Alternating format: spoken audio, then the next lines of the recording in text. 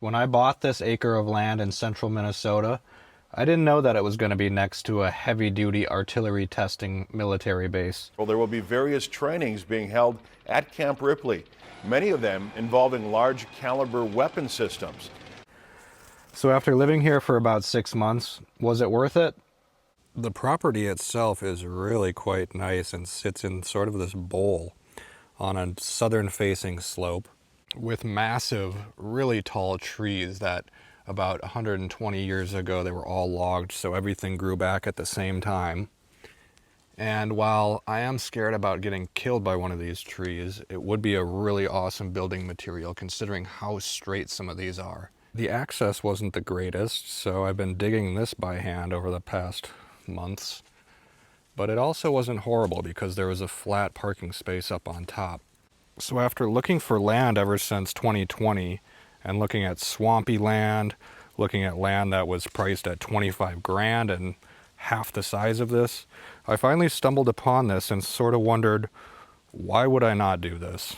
I think it was listed at 9,000. I offered 6,000. They came back at 7,500 and we basically had a deal. So why was it so cheap?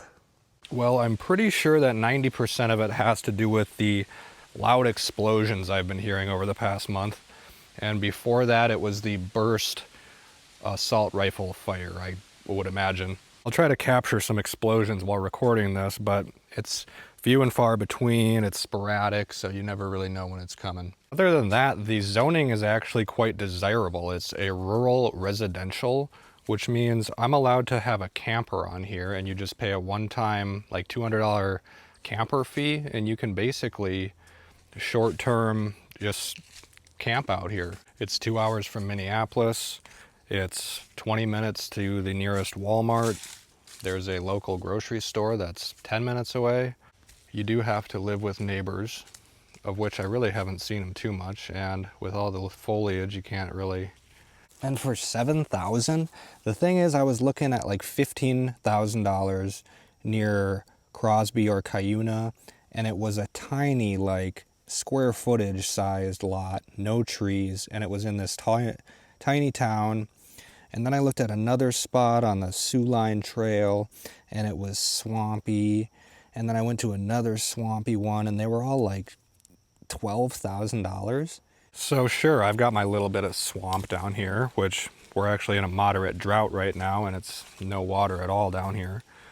But it's pretty cool to have this down here at the bottom of my hill. You know, it collects water down there. I've got these two properties to the east of me that are huge and that will probably never be occupied. I've got zero road noise, which was an issue with a lot of the other places I looked at. I've got plenty of lakes nearby. I've got the Mississippi River 10 minutes away. I've got these flat building sites here, and there's another one even sort of up there.